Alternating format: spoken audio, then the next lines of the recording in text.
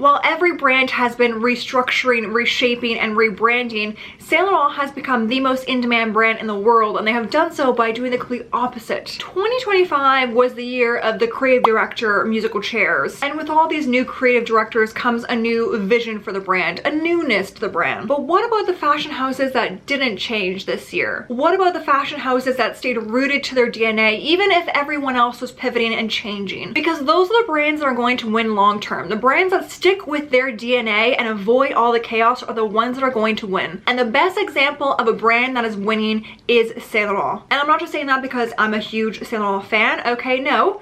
The Q3 2025 Lyst Index has reported it. Saint Laurent took its #1 prize as the hottest brand, and we need to discuss exactly what we can learn from this. Saint Laurent is a masterclass on how you can achieve your own personal style and how you can stick with it to win long term, and here is how. And this can be applied to fashion, life, business, whatever it is. For those that may not know, the Lyst Index report goes through essentially the top hottest brands of the quarters, and it also goes through the top hottest items. It gives us a good idea of what people are buying, what people are very interested in, what are the brands that are really doing the most, and what are the brands that kind of fell off a little bit. And to my knowledge, at least, I don't think Saint Laurent has taken the #1 spot in quite some time. To be honest, I really could not think of the last time that I've seen Saint Laurent on the #1 spot. But this is also huge for Kering. Kering owns Saint Laurent. They also do own Balenciaga and Gucci. And if you are familiar with at least Gucci's financial reports, they really haven't been having a rough year. As 2025 has been a rough year, Gucci really plummeted this year. But what's interesting is that Gucci and Balenciaga have been going through creative director switch ups. Gucci specifically has been going through many creative director switch ups over the last couple years. Balenciaga not so much, but when you compare it to a brand like Saint Laurent, whose creative director Anthony Vaccarello,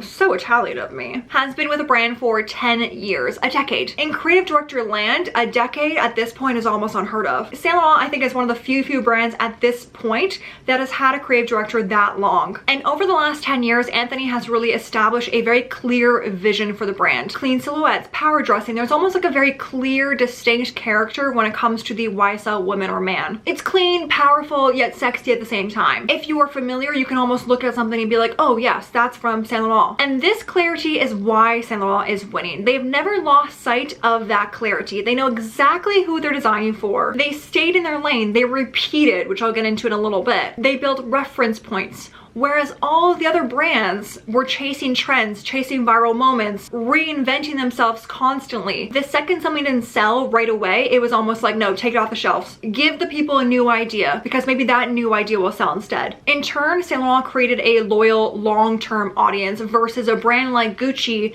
is only going to have their audience be consistently confused, and in turn will have the customer drop off. The customer is going to go somewhere else where maybe they don't need to be confused. Maybe they're going to go to a brand that has a clear vision. People like clarity, they like simplicity. Now let's take for example the recent spring summer 26 collection. Impeccable, beautiful. I mean, the venue alone, absolutely beautiful. I mean, what a great PR move. Okay, people are constantly going to be talking about that. All the models essentially walked through this giant YSL with the beautiful hydrangeas and the Eiffel Tower in the background, yada yada yada. Anyway, it was beautiful. Please watch it. The venue aside, I think what you'll notice is that a lot of Anthony's looks are repetitive. A lot of them are the same, and there's a lot of discourse, or at least that I saw online, that people were saying, oh, the collection was boring because there was so many of the same outfits constantly going down the runway, which is a totally valid point. I think if you were to watch the collection, you would see a lot of the same outfits go down the runway.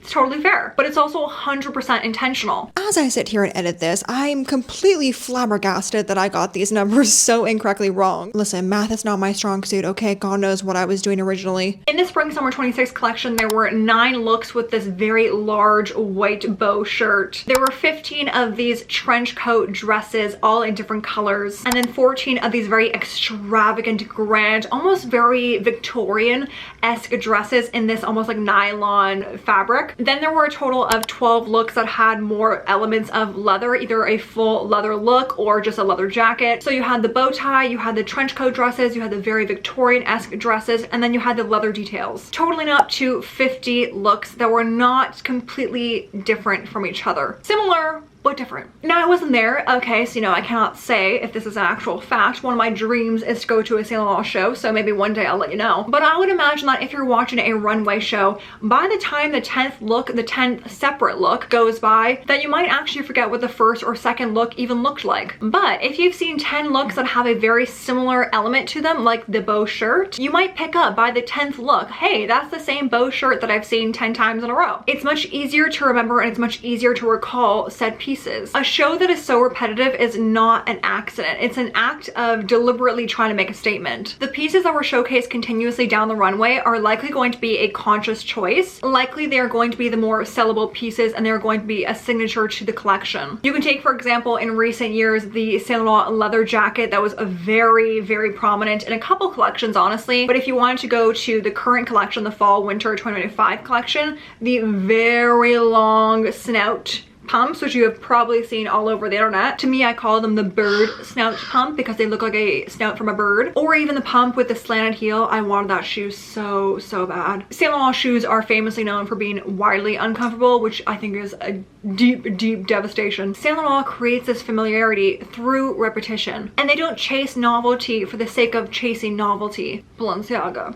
They reinforce their DNA so clearly that if you were a fan or a customer or even a super fan, you might be able to know, oh, hey, that piece is from, YSL collection 994, or that pump is from the spring summer 25 collection. They stay so true to their DNA that you can likely look at a silhouette and be like, that is Saint Laurent or YSL. So what exactly does this mean for you and your personal style? Lesson 1, slow and steady wins the race. I'm sure you've heard it time and time again, but you know what? Those old, what are they? Not old wives' tales, what are they? An old tale? There's no denying that that tale is correct. Now you see, Saint Laurent has taken the slow and steady approach to success. You see, over the last 10 years that Anthony has been with Saint Laurent, over the last 30 collections, Anthony has stayed so true to the core DNA of the brand. He has really put himself into the shoes of Yves Saint Laurent himself. Within the last 10 years, fashion has really done its thing. Logomania, quiet luxury, Y2K. Of course it all makes sense that these styles or pieces will come back in trend. Fashion is cyclical. They come and go. But when every brand is competing for the spotlight, the next big sale, the next big trend, they tend to neglect their core customers. And Saint Laurent did the opposite. They shut out all the noise and they didn't care what other competitors were doing. They stayed in their lane and in their lane only. And they designed for their target audience, not for the algorithm. And that is exactly what personal style is. You cannot build a strong wardrobe if you are constantly reinventing yourself every single season. You build it by staying in your lane and then refining as necessary. Because if you're constantly pivoting to the next trend, you are neglecting your core self. Your closet in turn just becomes almost like a mood board of whatever is viral at that given time. And when you have a clear vision of what you do and you do not like, I have said it time and time again, you become intentional with your pieces, not only what you are wearing, but also what you are buying. Your purchases are actually meaningful purchases and you get to wear those purchases over and over again. You start to develop an actual personal brand. When you stay so in your lane, everyone else's lane becomes a blur. It didn't matter for them because they were taking the long way there. And I'm sure they probably knew eventually that, one day or another, they'd probably make, top brand. So whether you take this advice for your personal style, life, or business, whatever it is, the saying slow and steady wins the race, you know what? It's true. Lesson number 2 is repetition. One of the biggest fashion myths I think that we see a lot on social media is that you cannot wear the same thing twice. Once you've worn it once, throw it out in the trash, never to be worn ever again. It's useless now. But Saint Laurent proves the opposite of that. If a luxury house can send down the same silhouette 9 times, let's take for example the dramatic white bow. If they can send that shirt down the runway 9 times, you can rewear your beautiful bow blouse 9 times, or I would hope at least 9 times. The narrative that we see on social media that you cannot repeat your outfits, that almost repeating your outfits is seen as uncool. Well, now it's kind of rebranding to repeating your outfits is so cool. But like, why are we even having this discussion in the first place?